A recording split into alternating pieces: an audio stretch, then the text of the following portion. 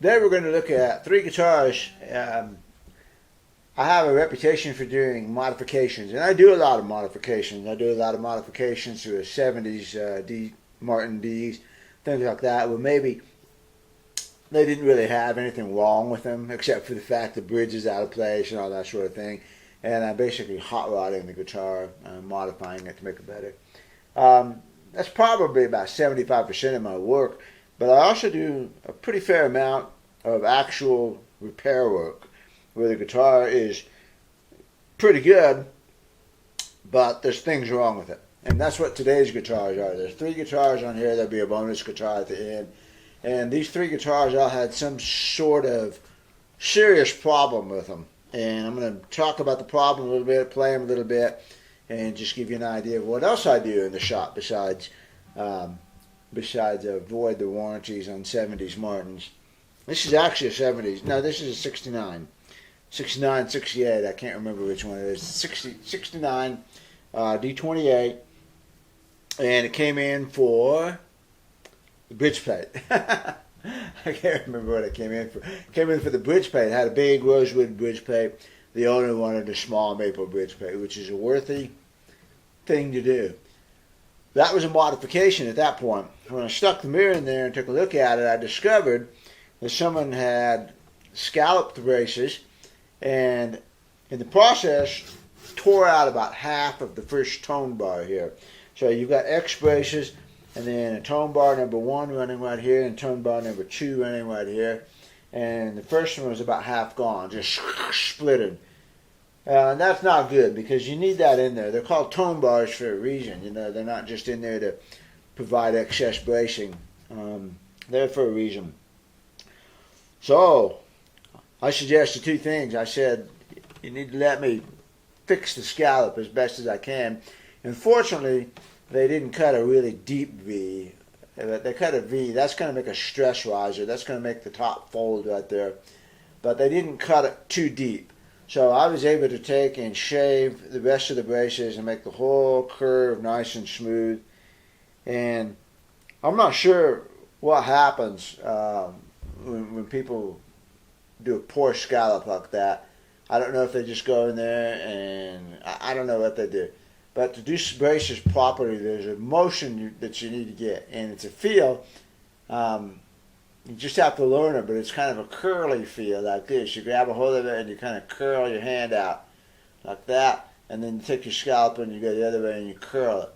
And it's all about the feel. You reach into the sound hole here and get a hold of the brace with your tool and you curl it back in towards you so that you end up with a nice, gentle, smooth curve. And that is the key to scalloping braces. And I can't teach that. It's a feel. But I guess what you need to do, if you ever do this, you know, my key is to use a mirror. I use a mirror and I check it out. Check my work. Check it. So I take like 4, 5, 6 strokes at the most of that thing, pulling it around, and definitely trying for that curve on the feel on the curve, whatever. I'm trying for that. A lot of times I have my fingers on the side and I use them as a guide so I can tell what I'm doing in there.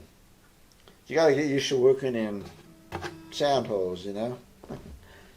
So, but I use a mirror and I check it a lot, constantly. How am I doing? Is this curve looking good? If it's not, I'm going to work on it here and I'm going to work on it over here. So I fixed that. I reached in with a long tool that I have. It's a long chisel over there with a curve on it. Big long curve. And it's really designed for carving braces where you have it laying out on the bench and you can go like this and you make a curve. Again, everything's a curve on a guitar, you know. The body's a curve in the neck, curves in the sound hole, curves in the braces, curve here, curve. It's all about curves. And so you get this chisel, it's got a curve, and you're able to come in like this and dive and make that brace scallop. Well, it's also pretty useful for going inside the guitar, and you use it the other way. You flip it over so that it's almost like a giant scraper. And you get it right up on the brace, and you just shave it off like that. And I was able to shave off the brace. Unfortunately, it cracked on me too. So I got a good chunk of the brace off in one nice piece. And then I was able to very gently, with mirror, lights, everything. In fact, I have another deal that I use a lot on these. It's a backup camera, remote controlled battery backup camera. And I put the camera inside the guitar, and I put the console up here, and I can see what I'm doing inside the guitar in case my hand's blocking it, All these little tricks. So I shaved the remainder of the tone bar out and made a new brace, spruce, scalloped it before I put it in, which is always nice, It's always so easy to scallop when it's not in the guitar. Glued that in there, got it in place, glued it with fish glue. So we got a tone bar in there, fixed up the braces. That's an actual repair job. And then his frets were in really bad condition, so I suggested you really ought to let me do 15 frets. I did 15 frets. As soon as I did that, the original nut was way too low because it matched the worn out frets. So I made a new bone nut. So bone nut, 15 new frets, fixed the scallop, put a new tone bar in it, and got a maple bridge plate in it. And his comment, and I also put ebony bridge pins in here, unslotted ebony bridge pins to replace loose slotted pins. The pins were really loose in there, so while I had a new bridge plate in there, I put a little bit of glue and dust, filled in the holes, and I re-rimmed them to get a nice snug fit. So that's quite a bit. That's a good mix of repair and modification work. And the other said, well, it doesn't sound quite like it should, and so I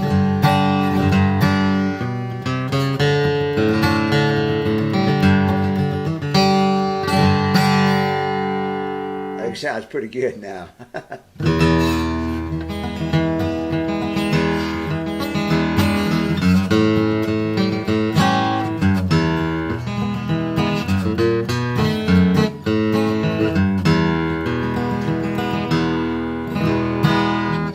Somebody else has come in here sometime and shaved the neck down here. It's very, very noticeable. It feels very much like my 37A neck. It's really super thin right here, and then it's got the meat of the neck right here. And I guess some people like that thin neck, but I can feel it. It's a little thin. I'd rather they left it full profile, but it is what it is. Feels like a cross between the 41 authentic and the 37 authentic. It's got the narrowness of the 41, but it's got that taper. So, gosh, it's a good guitar, Not going to get much better on a D28 than this. Wow, look at the wear on it, It's been played. Indian rosewood. Nice Indian rosewood, though. You got to really look at this and go, man, is that Brazilian? No, that's Indian, I don't see any of the dark Brazilian streaks, and it's got that real pretty peppery Indian rosewood. It's good stuff. Right tune on it. Got a good pop to it. I listen for that percussion.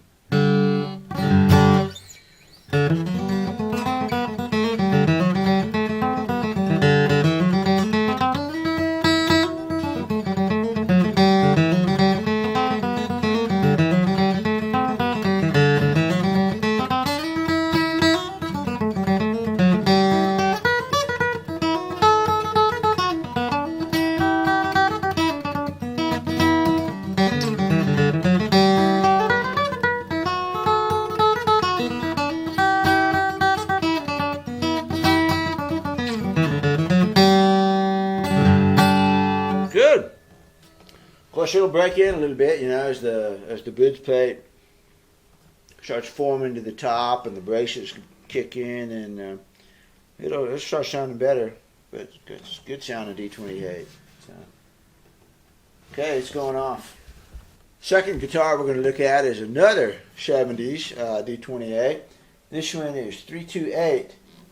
So that's a 73. My D28 was 328 896. And this one's 328, a couple more digits, about 400 digits off of mine, so it's the same year as mine. Now, I first saw this guitar, 2 years ago, I think, and I needed to do a neck reset on it and some frets and some other work like that. And the problem is the bridge had been shaved down.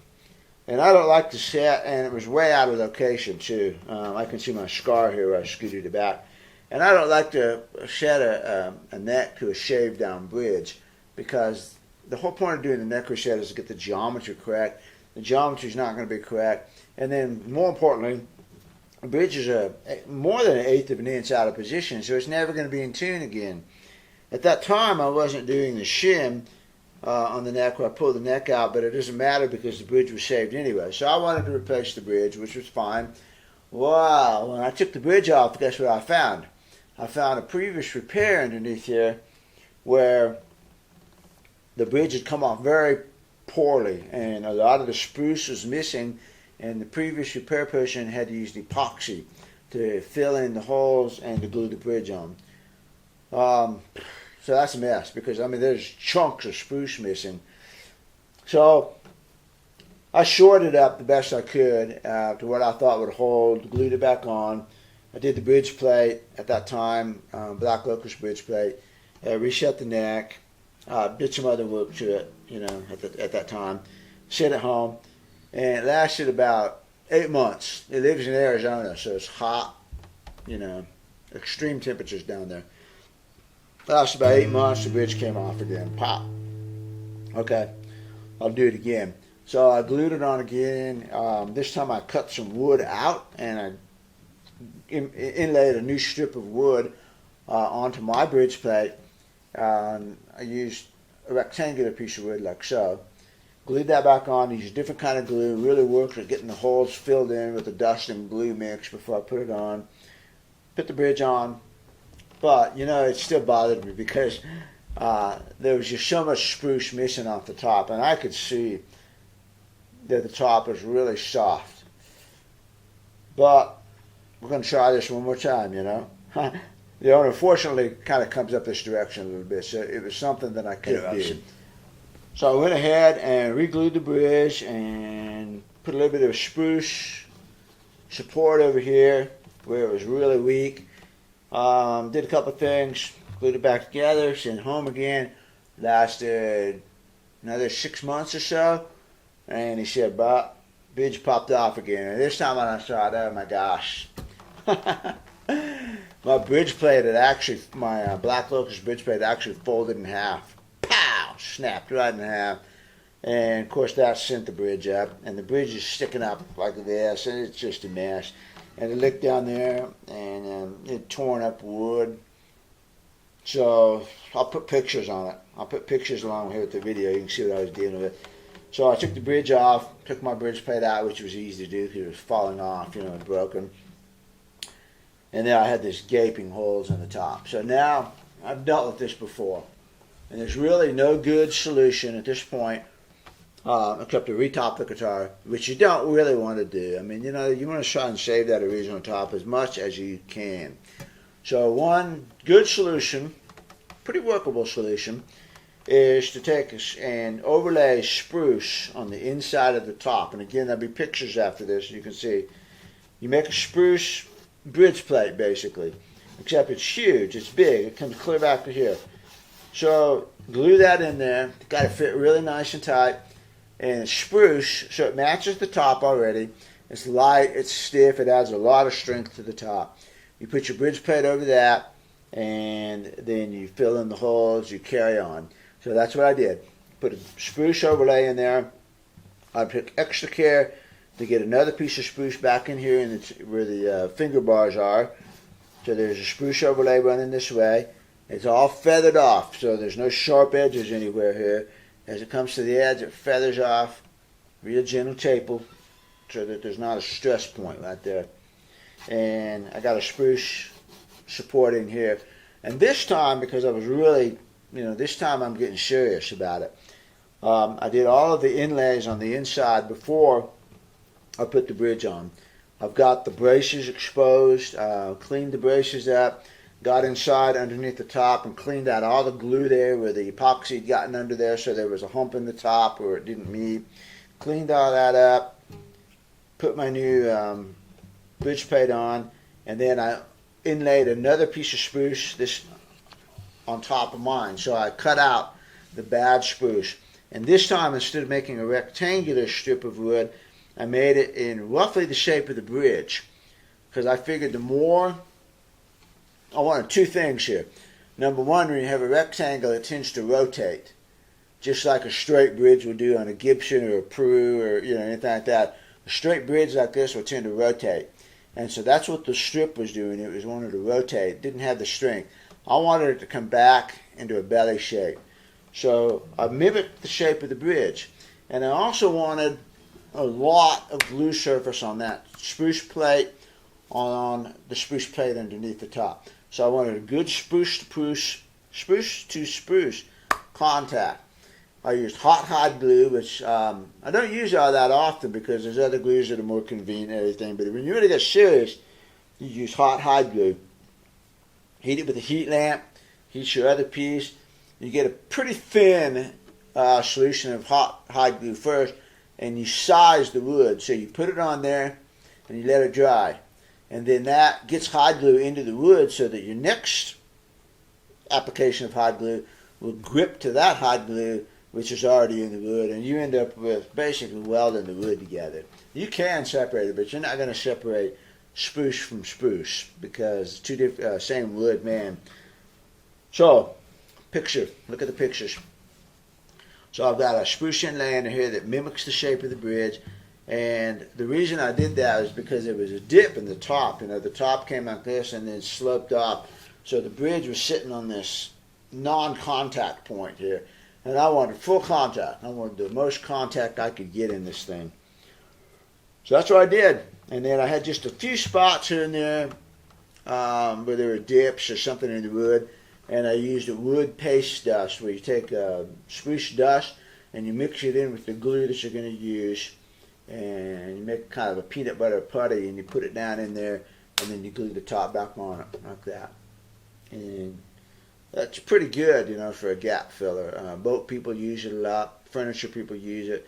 And I wouldn't use it to hold the entire thing on, but to fill in spot points here and there works pretty good. It's a lot better than just using glue or not doing anything at all.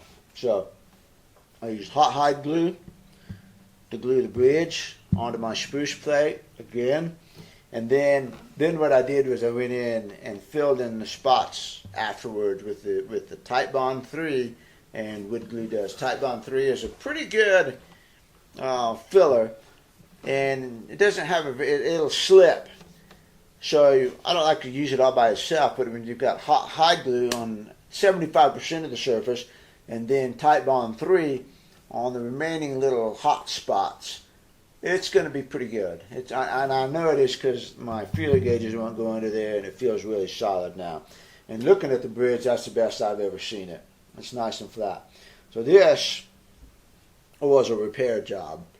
And look at the pictures again, it'll give you a good idea. So it's been strung up for a week right now, and top looks fantastic. In fact, I wish it would vary a little bit, but it probably will over the next year or so.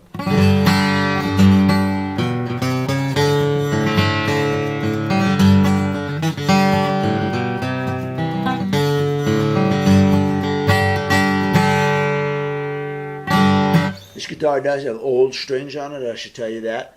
I can see the little dents in the strings right here. I wanted to make sure everything was good before I went and changed the strings on it. So the strings are just a little dead on this one. They got little dents in them. They've been played. They're not sparkling. But, listen to the tone. Listen to the balance of the guitar.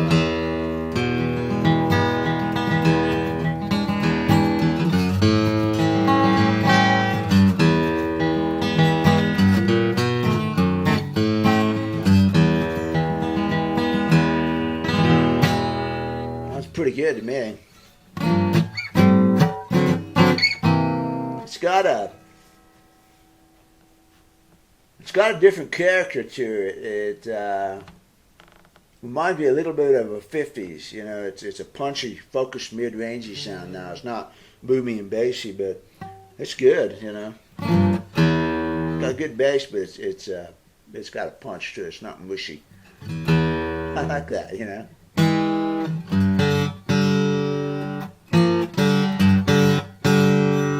It doesn't have the pop, the percussive power that other one does yet. And I expect as that top ages and everything, it'll get some of that back. But it's got a nice. It didn't have the woof, but it's got a good cutting power to it. Volume is certainly on there. It's also stayed in tune very good. I have barely tuned it since I strung it up, so that tells me the top is pretty stable.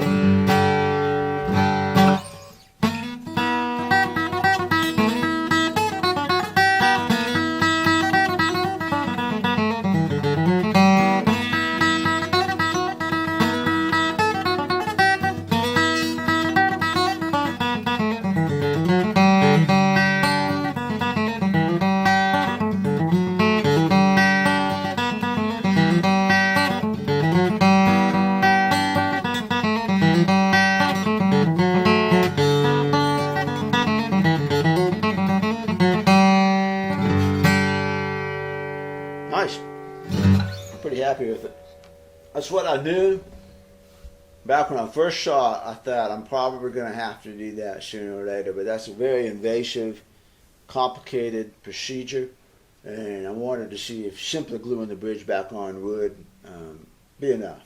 And it was enough for about 8 months, and then boom, blew up. So I got serious with it this time, and it should be fine now. I'm pretty confident that it's going to be fine. If it's not, well, it will be. If it's not, I don't know what else to do, but it will be, because that's a pretty standard accepted procedure for rebuilding a blown out top. And you look at the pictures, but the spruce plate comes clear up to here, so the bridge isn't going to rotate forward into a hole. It comes clear back to here, tapers off, and I really reinforced that. When I was working on it, you could push on the top and you could see it just, God, it was like a piece of paper. It just sagged. And after I got the plate in there and the bridge plate in, it's a nice firm top now. When I lay a straight edge across it, it's got almost no belly to it, which I said it needs a little bit of belly, but it'll develop over time. Give it a little bit of time. Nice and firm now. All right, it's going to go home in a couple weeks. I'm going to watch it for another 2 or 3 weeks till it gets picked up. But I'm happy with this one.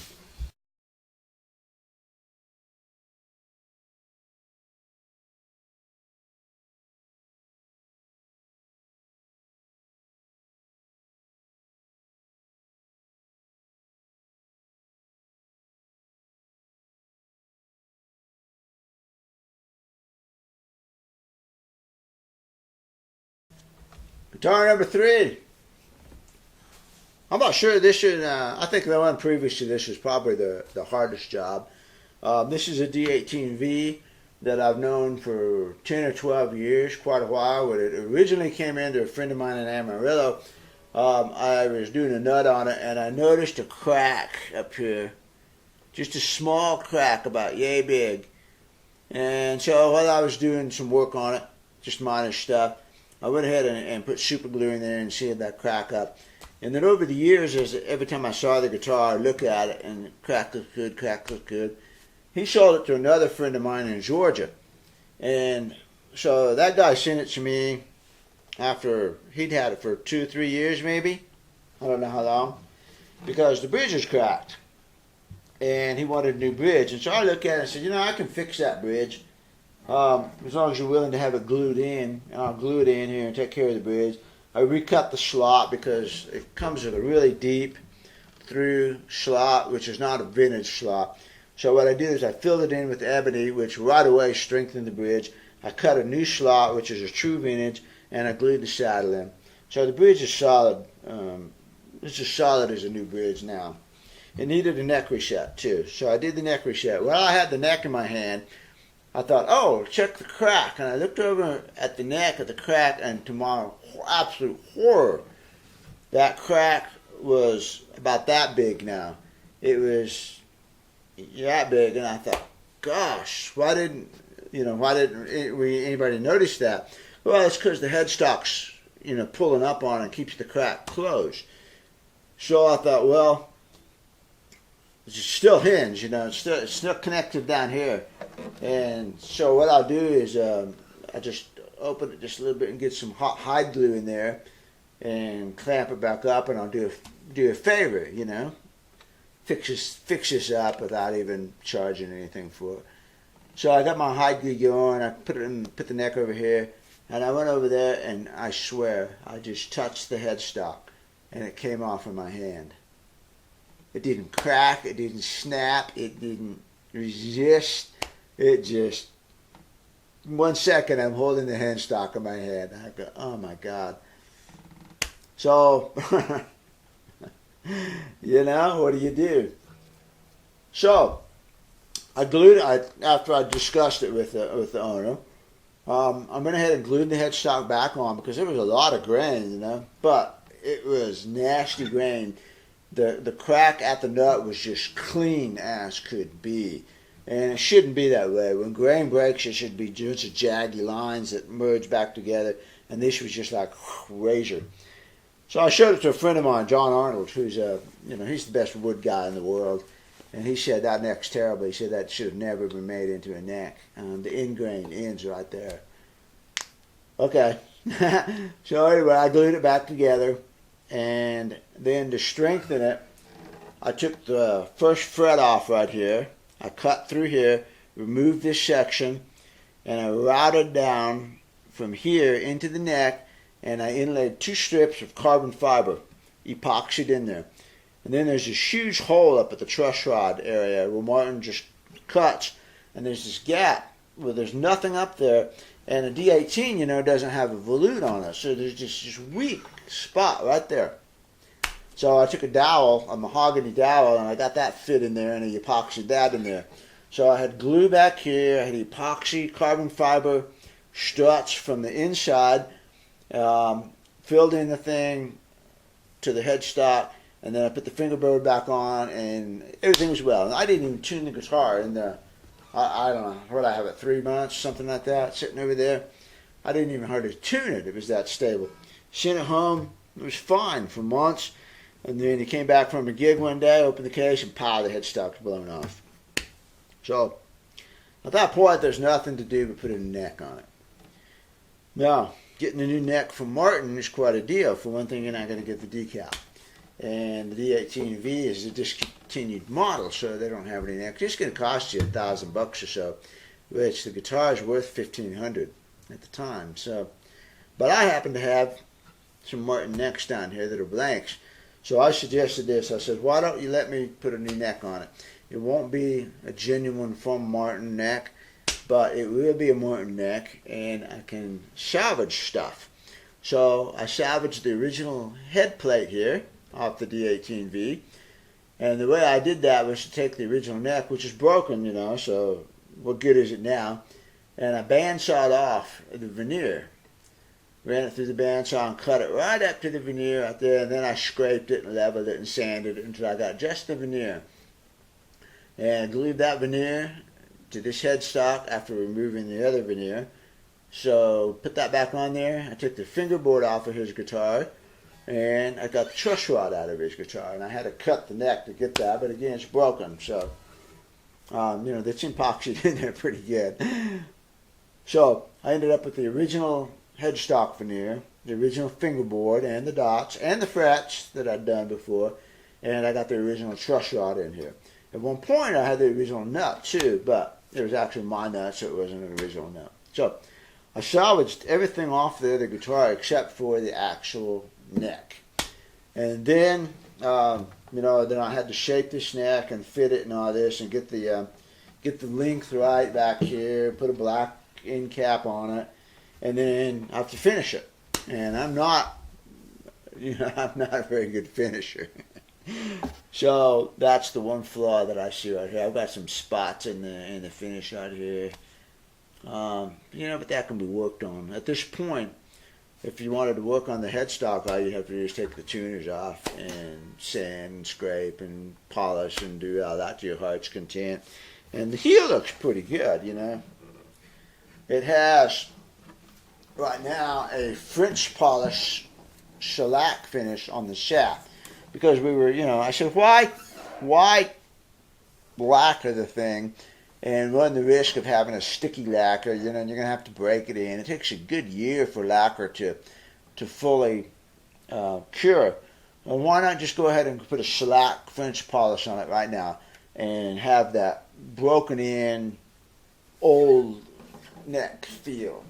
So he agreed to that, and that's what I did. And I did a pretty good job of blending the colors, I think, because lacquer is going to make a different color than shellac will. But that's what the back of the neck looks like. And I just strung it up this morning. Now, the bad news, not really bad news, it's hard to get a neck contour right, especially when the neck is laying on your workbench and you're trying to feel it. Contour gauges are okay, but your hand is really more sensitive. So I used some rough gauges, and I got it where it was pretty good. Plus, remember, it's a Martin neck to begin with, so it's got some shaping on it.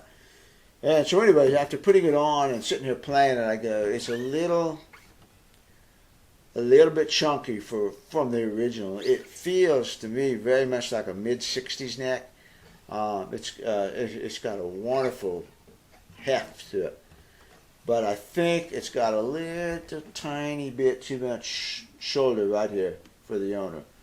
And I think it would need a little bit more V. But I'm prepared, the shellac is pretty easy to do.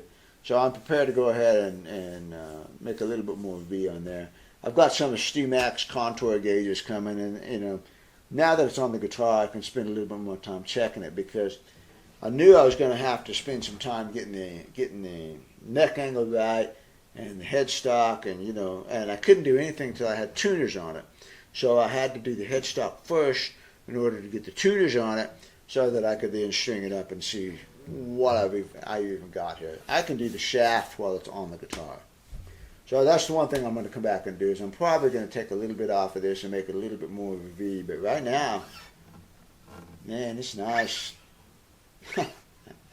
I would compare it very much to a 37 Authentic, with that kind of chunky roundish shape. Yeah, it's got a little bit more roundness than a D18 GE, but I can feel the V on it, especially when I come up the neck. The V is really nice up here, but right back here, it feels just a little bit fatter than the model guitars over there, the 65 D21, the 73 D18, and guitars like that. It feels very much to me like a 37 Authentic. Right there, when I do that, I feel some heft right there. We're going to work on it, but hey, it's making noise, isn't it?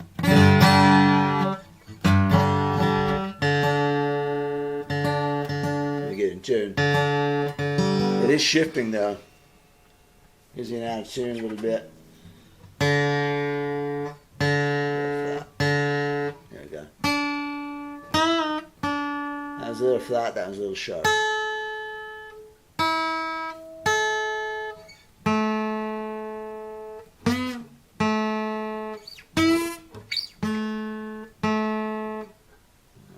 Actually move the tuner.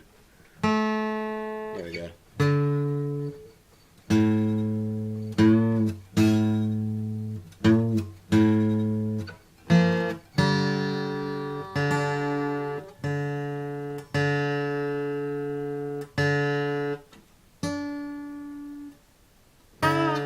Humidity's changing in here.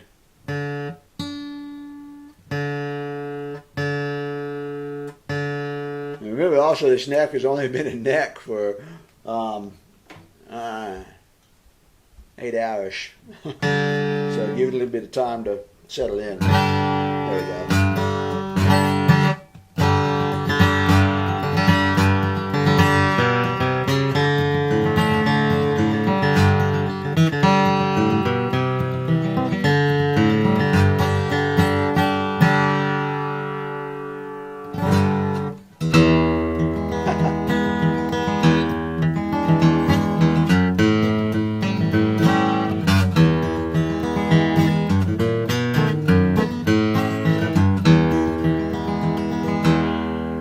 It's got a lot of bass. It's coming from the chunky neck,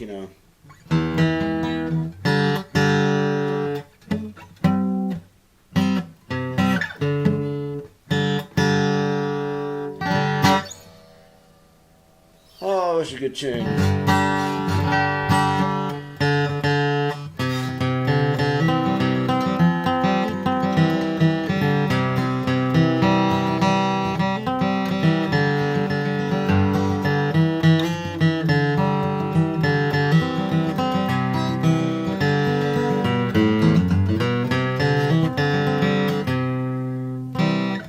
It's not bad.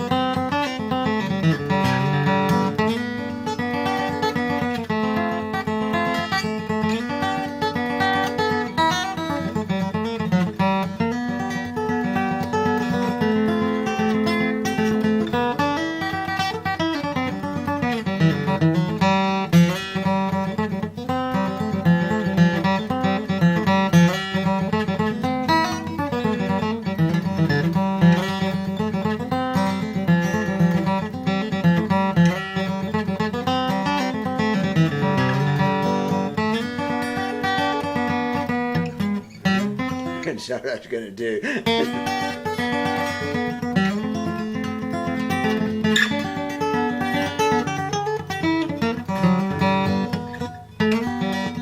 think the action's coming up. They're strumming up this morning, which is good. I'd like for it to come up just a little bit.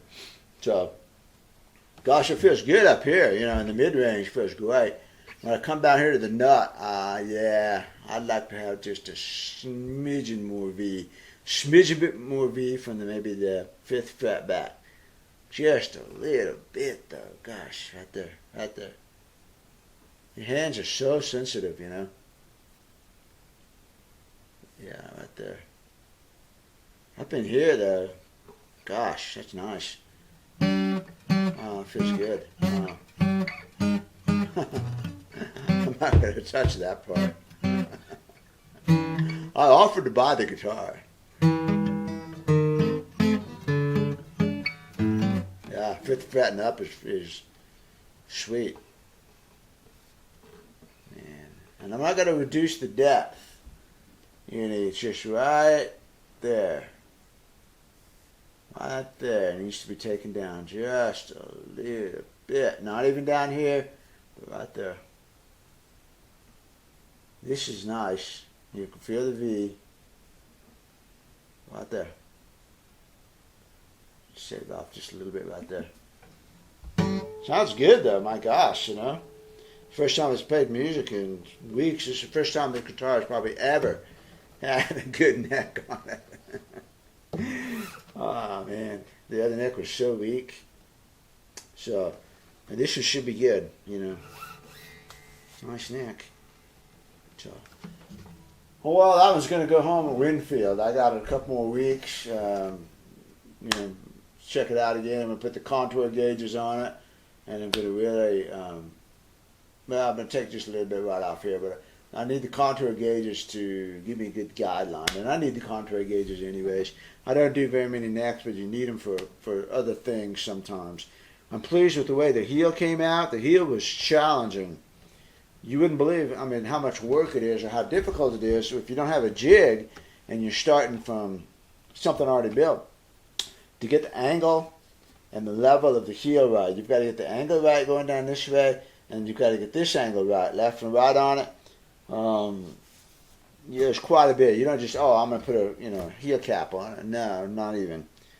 Not even. You know, the original heel was this high, and Martin sent it with a longer heel. You got to cut it down, and it's just not that easy, you know, to just cut it when you're trying to get it precise, and you get just a little bit off, and it's noticeable. So I did a pretty good job. Okay, well, whatever. Off of the this one's just your bonus guitar. There's nothing wrong with this one. It was not a repair job. All I did was make a new nut for it because from the factory, the high E string was really way down here, just about 10 thousandths, 15 thousandths more on that side. And when I looked at it, I thought, big deal. You know what? But I had it for 2 days when I was staying in a condo and fishing, playing guitar in the evening. Tough job, you know. And every time I played this guitar, I felt like my hand was falling off the fingerboard. And I have very accurate hands, you know. I have good hands for playing. I normally, it doesn't bother me to do that, but I could feel that. So I got home and I made a new nut for it and brought the spacing in a little bit, got the spacing more even. I made a new bone nut for it, a saddle to bring the action up just a little bit. It was really low. He already had these, look like fossil walrus ivory pins. That might be camel bone or something, the dark pins. And they just were sitting up real high and wobbling all over the place. So I slotted the bridge, turned the pins around backwards, dropped them back in, got everybody level. That's really nice now. That's all I've done to it. Same guy that owns this owns the D28 with the top that blew up. So that's a nice pair of guitars. This is a custom D35. It's got wood binding running on the edge, which frankly I didn't even know Martin did until I got that custom D45 a couple of weeks ago. That gorgeous guitar, man, that thing. Whew. And this looks really nice on this D35 with wood binding on it. Really sweet. Really contrasty back stripe on here. I was really impressed with this guitar. I played it a lot. Sitting there at the condo, I got used to the nut, you know. Let's play it a little bit here and let's see what we got here.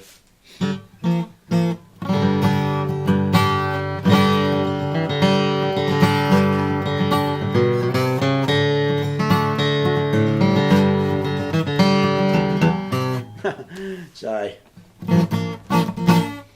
Let's play a little bit now. Let's play a little bit and see what we got.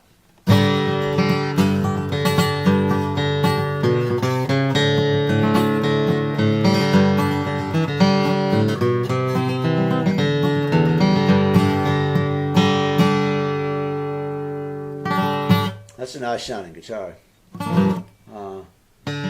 It sounds different from most D35s. It seems brighter, punchier, crisper. It's nice.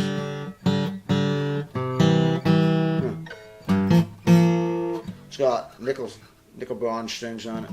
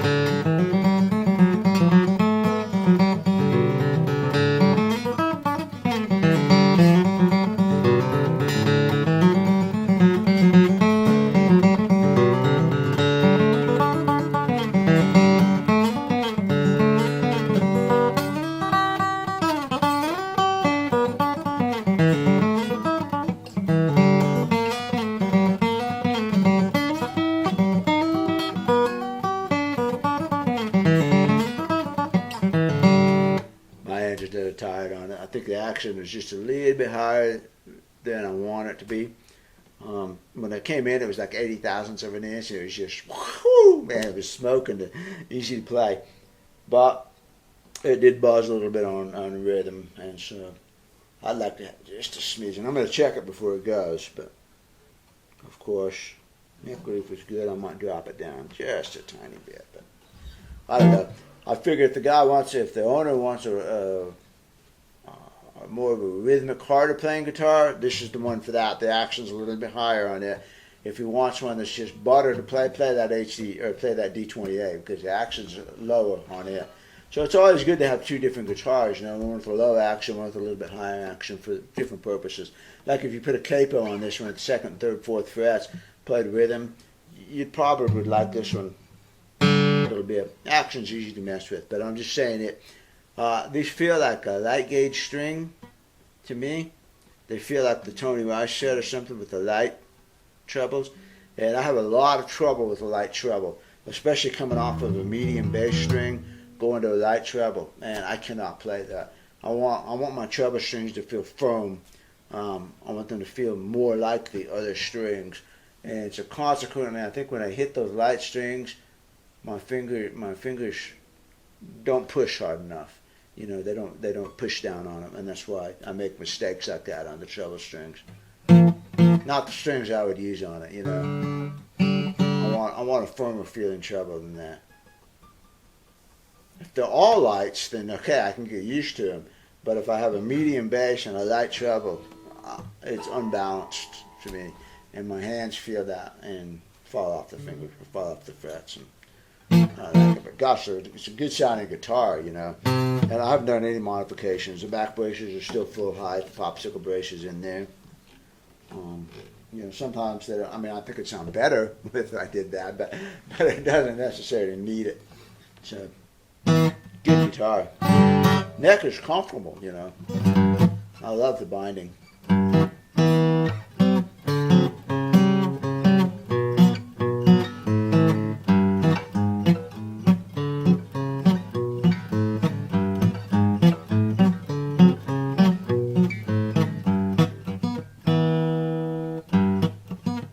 That's nice.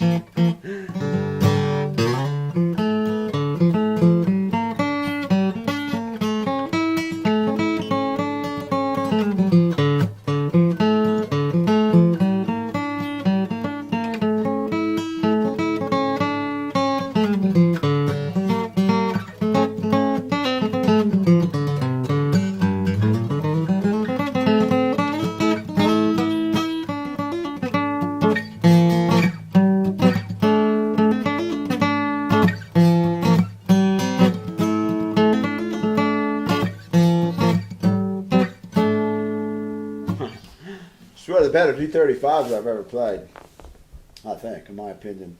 At least the stock, D35. Some of the ones I've modified with a large sound hole, I like those real well, but this is a nice guitar.